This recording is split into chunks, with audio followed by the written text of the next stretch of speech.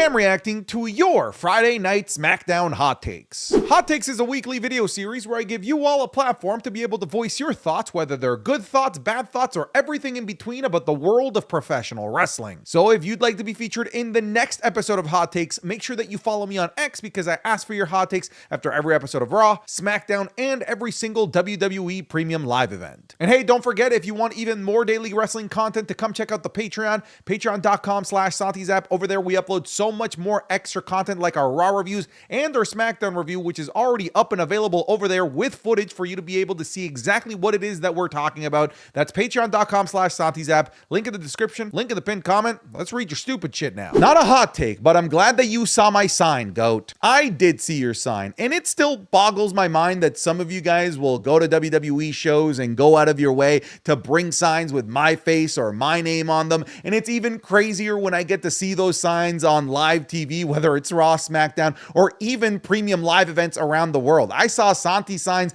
in France, in Saudi Arabia. That is absolutely bananas. I'm just a dude that loves wrestling and loves to talk about wrestling. But long story short, yes, I did see your sign. Yes, I did love it. And thank you so much for doing that. The Miz sending the Wyatts to SmackDown out of fear and then getting backstabbed by Carrion is hilarious. I will stay on the train purely for one man, The Miz. Listen, I'm actually a little bit bummed out that The Miz got sent over to Friday Night SmackDown, mostly because I was really enjoying the interactions between The Miz and Karrion Kross and wanted to see where that relationship would eventually go. So I'm a little bit sad to not get interactions between these two anymore because they were really entertaining. The thing I'm the most bummed about is the fact that the second that The Miz lands on Friday Night SmackDown, he's immediately reinserted into a feud that wasn't working on Monday Night Raw, and I just don't think that a change of scenery is going to help The Miz versus the Wyatt Sicks in making that an entertaining feud. So I wish that The Miz was getting something new. I was hoping that when people land on different shows because of the transfer portal, that it would mean fresh beginnings for those talents that get transferred, but it doesn't seem to be the case for The Miz, at least not yet. Crazy to believe that this was the last time the tag titles were defended on a premium live event. It is indeed crazy. In fact, it was crazy enough that I didn't actually believe it when somebody pointed it out in my Twitch chat, but it is 100% true.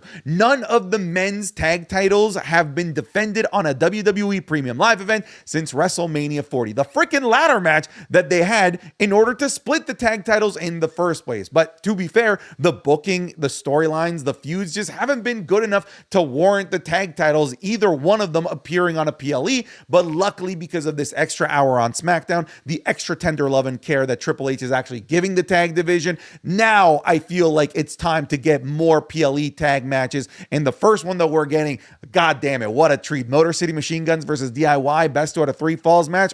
I know it's going to be fan-freaking-tastic. Kevin Owens has the best shirts in the business. This dude has shirts for every occasion. I love the fact that he wore the Sami Zayn Forever shirt, and I loved even more the fact that this man wore a Naomi Feel the Glow shirt when he went out for his match against Jimmy. It's nuances like that that honestly just make me fall in love with Kevin Owens even more. Having the tag titles being defended at the Rumble is a good and a bad thing. It's good because it shows that the SmackDown tag division is at least being developed enough to get on a PLE. It's bad because it took 9 months for a tag feud to warrant a PLE spot. I don't know how them getting out of the purgatory of finally getting on a PLE is a bad thing. I feel like that's good. I know what you're trying to say, but like you didn't exactly word it very well. There isn't a single bad thing about this at all. Look, I'm just glad that the work that they're doing in the tag team division on Friday Night SmackDown is finally flourishing to the point where it warrants having a premium live event match. Not just any premium live event, by the way, one of the big four. And I feel like they picked the best two teams for this. I just hope that we can get to this point with the Raw tag team division sometime soon. I've never liked the idea of so many people declaring for the Rumble. Surprises is what makes the event as prestigious as it is, and it becomes too predictable. Look, I get it, especially with Charlotte Flair, but like for the most part, when it comes to the men and the women, they've announced people that we all would have expected for the Rumble anyway. So they haven't really spoiled a heck of a whole lot. In fact, I have fingers crossed with the fact that they've announced so many people that they're trying to maybe give us the good old razzle dazzle look this way so that we can give you the misdirection and hit you with a boom over here. I'm not being big AJ boom, boom, boom, or anything like that, but I feel like they're telling us look here so that we can hit you to with the surprises on the back end. Give me what I want. Apollo looked clean tonight in his first match in a long while, and with the new 3-hour format, I could really see him getting a solid push towards the mid-card gold, maybe the beginning of 2026, if not earlier. I still think it's crazy that this dude has held both Intercontinental and US title gold. In fact, I don't even remember his US title run. I don't think that he's going to be getting the push towards the mid-card titles or anything like that. I feel like it's just a win that he's getting TV time and actually having a little bit of character development, and his character is actually having like motivations and goals. That's something that we couldn't say about Apollo Crews in previous years. So overall, I still feel like this is a push. I just don't think that we're going to be getting championship pushes anytime soon, even in 2026 with Apollo Crews. Having Saturday night's main event so close to the Rumble is honestly kind of weird. Like, I keep forgetting it's even happening because it's being overshadowed by the Rumble. Look, I understand where you're coming from. It does kind of feel like Saturday night's main event is getting overshadowed, not just a little bit, but like a lot by the Royal Rumble, to the point that I almost forgot that Saturday night's main event was even happening. But if there's a silver lining, the silver lining is that at least more talent are getting the opportunity to develop storylines and develop matches and have those matches actually blow off at major venues, not just episodes of Raw and SmackDown. I legit thought that the transfer window was over, but after Damian went crossing over to SmackDown, I need to know when the deadline is for the transfer window, because it feels like a transfer cave at this point. It's getting stretched too long. Dude, I actually said the same thing. This feels like an infinitely long transfer window where they've given us absolutely no information of what kind of eligibility criteria there is, when it started, when it ended. It was just sort of there, and we don't know how long it's going to be there for. But I think it's nice that we're finally seeing transfers actually happen. We saw A-Town Down Under get sent over to Raw. We just saw Damian and The Miz getting sent over to Friday Night SmackDown. So that's cool, especially because SmackDown does need more singles talent, in my opinion. They need more bodies to be able to stretch out the show to be actually worthy of the 3-hour runtime, because sometimes it just feels like it's a 2-hour show that's being stretched out to fit a 3-hour format. Not SmackDown related, but I think that he could be the new leader of the Judgment Day. Hear me when I say this. Keep Aleister Black the fuck away from anything to do with the Judgment Day, please and thank you. Cody versus Priest feud is going to be great. Their matches will be so good. I wonder if this is going to be a feud that's played out like all the other Cody Rhodes feuds against other babyfaces, where they have a PLE match, babyface versus babyface, only for that babyface to then turn on Cody Rhodes, so that the second match could end up being babyface versus heel. Because I'll be honest, I wouldn't mind Damian Priest going back to being a heel. Also, eventually when this match does happen, expect Damian to kick out of like 10 crossroads and expect Cody to kick out of like 10 South of Heaven chokeslams. For the second week in a row, they played the Charlotte Flair vignette right before Tiffy's segment. I really hope that's the direction they're going for Mania, as the feud and match would cook. I have a major question when it comes to the return of Charlotte Flair, because yes, you pointed it out. They've been playing her vignettes right before Tiffy comes out and cuts her promo. I'm also of the camp that believes that we're probably going to be getting Tiffany Stratton versus Charlotte Flair at WrestleMania. At the very least, that's the match that I want and the match that so many people want. If that is the case, what kind of Charlotte are we getting? Are we going to be getting a babyface Charlotte? Because babyface Charlotte just like does not work. Tiffany Stratton as a heel is fantastic, and I feel it would be a little bit too early to pull the trigger on making her a babyface, but I guess you could. But when I look at these vignettes and I see Charlotte like flexing her wealth and talking about she's the queen, she's got the legacy, how she's the GOAT, all of this stuff, it's hard to fathom that character being a babyface. So it's leading me to believe that we're going to be getting a heel Charlotte Flair, and I just don't think heel versus heel is the way to go. So maybe we are turning Tiffany Stratton babyface, or maybe they're going to go Charlotte Flair versus someone else altogether. SmackDown honestly is becoming a bit of a chore to watch. We had solid matches tonight, but the flow of the show feels off with it being 3 hours, and the crowd was pretty weak. Look, I will say that out of all of the 3-hour episodes of SmackDown, this is probably one of the better ones. It didn't feel like it dragged as much. I enjoyed the episode through and through. through. I really did. However, before the episode, I was kind of having like a mental breakdown. I was like, man, I'm going to have to sit through another shitty 3-hour episode of SmackDown. So it's not good that me, you, and many other people are starting to see watching a 3-hour SmackDown feel like a bit of a chore. So hopefully they can really fix the overall pacing of the show so that it doesn't feel like a 3-hour show and it warrants being a 3-hour show. Ooh. Oh, he eliminated himself. Oh, no, he's out. BD, we love you. Good luck, BD. The Penta driver. Oh, God, on the Legos. Tiffy time. Oh, they did not catch her. Oh, look at the. Damn. Push tush. Is that? That was a sneak peek of this week's Wrestling is Cool Match Club, which is available exclusively on patreon.com/SantiZap. This week, we're looking at the legendary Hardy Boys versus the Dudley Boys in a ladder match at the Royal Rumble 2000. The wrestling YouTuber BDE taking on AJ Francis. A Mexican death match between Pentagon and Sami Callihan. The 6-way ladder match at NXT Stand and Deliver for the NXT Women's Championship. And the 3-way tag match from Survivor Series 2002 between Los Guerreros, Kurt Angle and Chris Benoit, and Edge and Rey Mysterio. Oh, and the Elimination Chamber match from New Year's Revolution 2006, the one where that thing happens at the very end. You're gonna get this and more, like the Raw reviews, the SmackDown reviews, the Wrestling is Cool podcast 3 days early, the currently ongoing Royal Rumble watch-alongs, the currently ongoing Undertaker WrestleMania match watch-along, and more. These are all pieces of content that are uploaded exclusively to Patreon and never see the light of day on YouTube because we just simply can't upload them here. I encourage you to even just try it out for 1 month, because if you do, I'm confident that you're going to fall in love with it because of just how much content we pump out over there. Again, that's patreon.com/SantiZap, link in the description, link in the pinned comment. If you're already a patron, thank you for your support. Let's get you back to the video. Cody Rhodes versus Damian Priest. People are going to dog on it all they want, but I'm ready for it.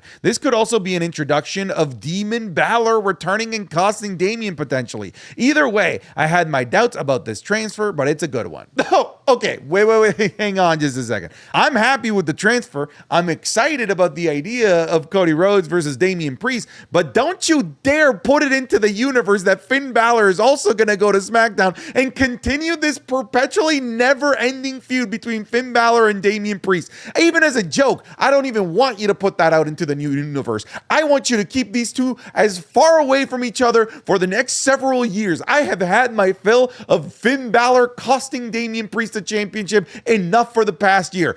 I don't want it. I don't want it. Don't even say it. I love Tonga and Fatu as a tag team on their own. Without Solo, it feels better, especially how they're going on to their singles run. I still have the question of like, what do you do with Solo Sikoa moving forward? Like, what's Solo Sikoa's role at the Royal Rumble? Is he going to have one? What's his role at Elimination Chamber? What's his role going to be at WrestleMania? But I will say, without Solo, Jacob Fatu is flourishing, dude. Jacob Fatu is looking like a beast. Jacob Fatu is looking great. Tonga had a great match against LA Knight. I really like these guys together. I like the promos that Jacob Fatu cuts, and we're getting this because they're not getting suppressed by Solo Sikoa. So I'm kind of excited to see the future of Jacob Fatu and Tommy Tonga. Pretty Deadly has been the best act since SmackDown moved to 3 hours. Let them show out more and momentum for them to finally get what they earned and deserve, which is a shot at the tag titles and finally a chance to perform Pretty Deadly the musical. Count your days DIY. I've said this in previous SmackDown hot takes, and I'm gonna say it again. Yes, the SmackDown tag team division is finally flourishing. Characters are finally developing. They're having great matches, and they're getting on PLEs. And we're seeing one of the biggest benefactors of SmackDown going to 3 hours, that being Pretty Deadly. I'm going to say it again. I'm going to throw this into the universe. Pretty Deadly will be the ones to dethrone DIY, and we will get Pretty Deadly the musical with them as tag team champions. I know it's going to happen. Chelsea Green booking is still a joke, treated still as a comedic act rather than a legit champion. Is Michin the only woman on SmackDown mid-card to challenge? So here's the thing. I'm fine with Chelsea Green continuing to be a comedic character. I love the idea of her being this weaselly, undeserving champion. What I don't like is her taking pins in tag team matches. I don't think that that's good for Chelsea Green, even if she is a comedic, cowardly character. It really, really hurts her. It does sort sort of feel like Michin is the only developed enough mid-carder at the moment to go after the US belt, unfortunately. Maybe we can get some more talent coming over with the transfer portal, NXT call-ups, but right now, that division starts and ends with Michin and Chelsea Green, and unfortunately, they're doing a really bad job of developing the actual champion of that division, Chelsea Green, sadly. A-Town Down Under getting transferred to Raw is huge for the Raw Tag Team division. I don't know that it's huge, at least it can't be huge until they actually start to develop and put some tender love and care into the freaking Raw Tag Team division, because as it is, adding more bodies, more tag teams isn't going to fix the division. The problem was never talent. The problem was that the division never got any storylines, any feuds, or anything of real substance, which are all things that they've now been doing on Friday Night SmackDown. So they have the blueprint to fix it. Just take exactly what you've been doing on Friday Night SmackDown and just go do it over on Monday Night Raw. If that's the case, if they actually start doing that, then adding A-Town Down Under to the Raw Tag Team division is going to be a good thing. But right now, it's just not fixing the problem. Carmelo Hayes proved once again why he was the workhorse of SmackDown for this rookie year. 2025, he will be the breakout star of the year, Iron Man in the Rumble, King of the Ring winner, US champion, and most matches wrestled and wins of anyone in the company. I love your optimism for Carmelo Hayes. I don't know that I hold as much optimism as you, but I am hoping, fingers crossed, that at some point or another, all of the work that he's been doing and making everyone else look good will eventually be repaid, and that he does get to win Money in the Bank or King of the Ring, gets a mid-card title, whatever it might be. I just sincerely hope that he doesn't turn into the Dolph Ziggler of our generation, where us fans know he's amazing, us fans know that he deserves bigger and better opportunities, but he never gets them. I really, really hope that's not the case. Please give Liv Morgan a major feud. She deserves to be at the top of the women's card, if not still in contention for a world title. Her versus Balor, while unlikely, would be intriguing. You know what? I kind of agree with you. I feel like wasting Liv Morgan and just being an angry girlfriend to Dominic Mysterio is not the way to go, considering what a breakout 2024 she had. I would love for her to get transferred over to SmackDown and feud with Tiffany Stratton for the title if the plan is to turn Tiffany Stratton into a babyface and get her ready for a heel Charlotte Flair for WrestleMania 41. I believe firmly that Liv Morgan has earned the right to be a perennial main eventer and be in the title picture pretty much forever and always. Not the biggest LA Knight fan, but this pre-match promo was really entertaining. Tommy Tonga and the Shakes was really funny. We need more of this. We need more of this LA Knight. In fact, I feel like we needed to get more of this LA Knight when he was actually the United States champion. So hopefully they continue to replicate these pre-match promos, because they really reminded the world just how incredibly entertaining the megastar really is. Where is Jade Cargill? It feels like her attack has been abandoned as a storyline. Well, it definitely hasn't been abandoned. They talk about the attack and how they still have no idea pretty much every other week. I believe that Jade Cargill is likely going to come back at the Rumble, and I do believe that this storyline of who attacked Jade Cargill will be Jade Cargill's storyline for her build-up to a WrestleMania match. Well, whoever it ends up being against. I want to see him defend the United States Championship more. What's the point of 3-hour SmackDown if the mid-card championship isn't being shown? You know what's interesting? I don't see enough people complaining about Braun Breaker's lack of matches on Monday Night Raw versus Shinsuke Nakamura, but you're right. Like, we should be getting more Shinsuke. It's annoying that they finally have something that we want to see from Shinsuke Nakamura, a new character, the fact that he's champion. We desperately want to see Shinsuke Nakamura, and now they're holding him back from us, which is annoying as hell. But you would think with this 3-hour show that they would be able to give more time to the division. That being said, the mid-card is getting love with Jacob Fatu, Braun Strowman. We saw Tama Tonga versus LA Knight. We saw Jimmy Uso getting a match against the main eventer and Kevin Owens.